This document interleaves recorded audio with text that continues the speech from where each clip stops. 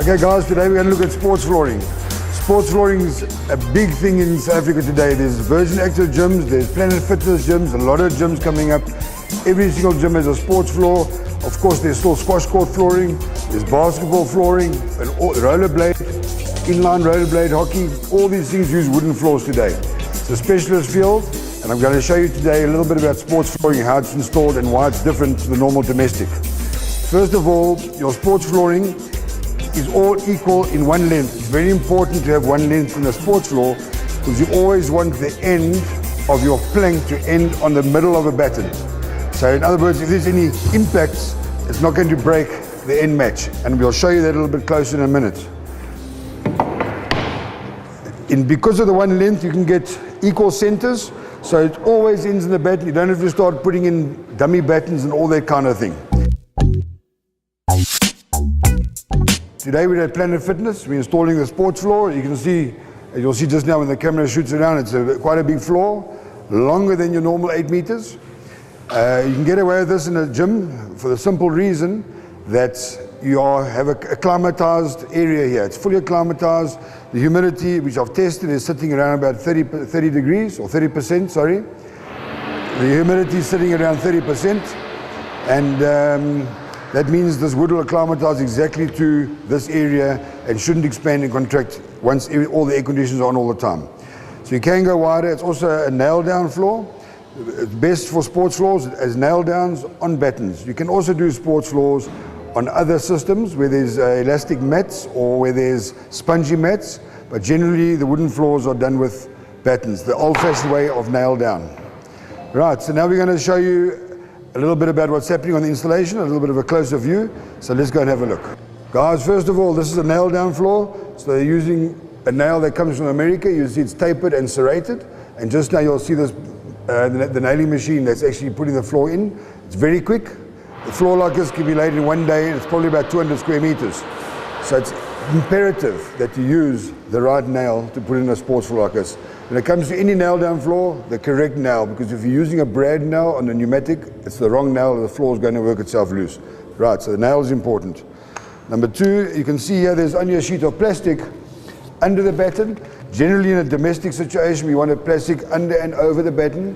The reason for that is, when you put in a domestic floor, your battens are anchored through the wood into the concrete, which makes a hole in your plastic, and of course your second layer of plastic will stop any moisture, anything comes through that little hole.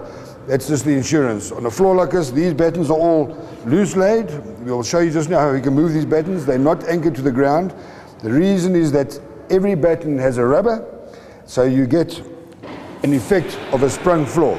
So that's why the battens are loose laid, because if they were anchored, this effect would disappear. You wouldn't be able to have a sprung motion. Right, so you'll have a look, because it's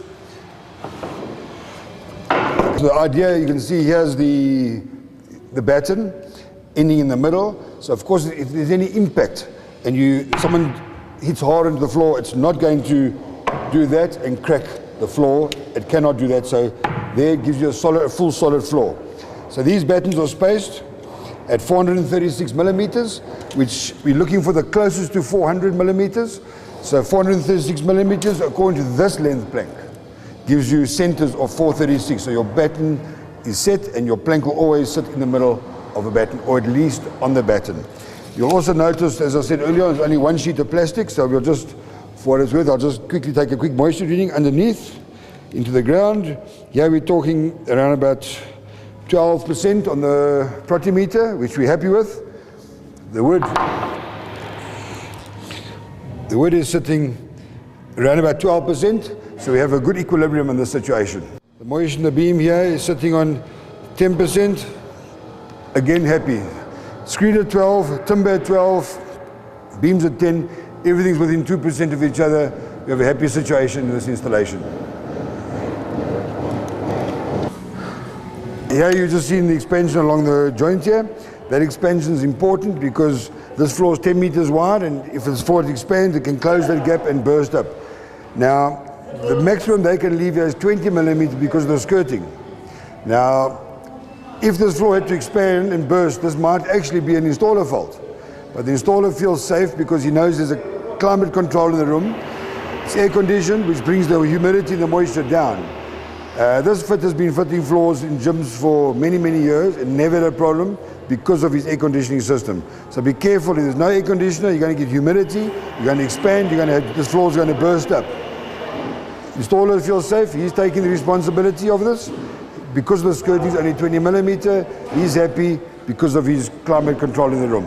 Okay? As we said, this is a sports floor, and there's a special flooring made for sports flooring. First of all, it's got to be all one length. Normal timber, it's hard to get everything in one length, so the sports floor is normally a made-up floor. You can see the joints and the laminations. They can laminate this board to equal one length. That gives the sports floor now one length, so your battens can be set at certain centers. Then, of course, if you can have a look at the edge of this, you'll see how thick this part is here. That's your resurface area on a sports floor. Sports floors take more of a pounding than a domestic floor, so you may need to re-sand and reseal more often. That's why you have an extra thick surface on a sports floor. Right, now we're going to do some nailing so you can see the floor actually going in. Let's go.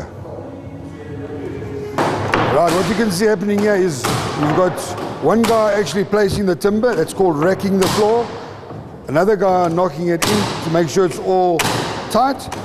And here comes the last guy with a quarter nail hammer, and he's hitting it, and you can see the speed of that nail. Proper nail, countersunk at a speed. This whole room will be finished in one day, and it's over 200 square meters.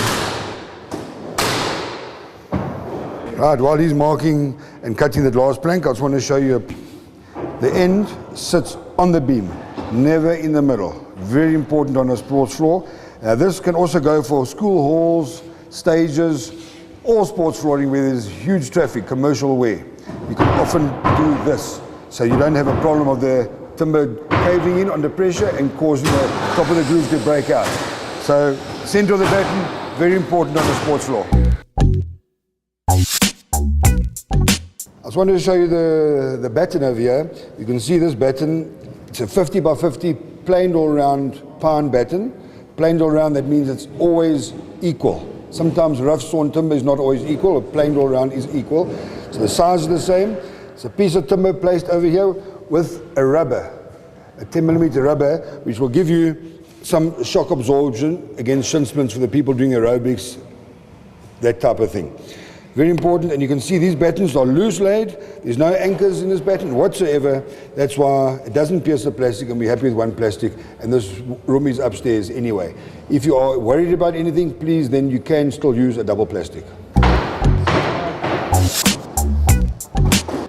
A quick point to show you here, because the battens are loose laid, they need to be one, of course you're not going to get one batten that's 10 meters long. Make a join and put some timber on each side and nail it through to give it the strength, because it's loose laid. As you can see, it's loose. Guys, members of the association, we'd like all the installer members to have their teams accredited. There's two ways of doing that. Either you can credit on site, or you can credit at our venue and go through all the motions so we can pass you as an accredited installer. Difficult to do a sports floor in our situation, so we'd rather come to a site like we've done today. Today, Andrew is being tested here by Sandra, our secretary, and they will be accredited today for the sports floor. That's why the secretary is also here on this installation today.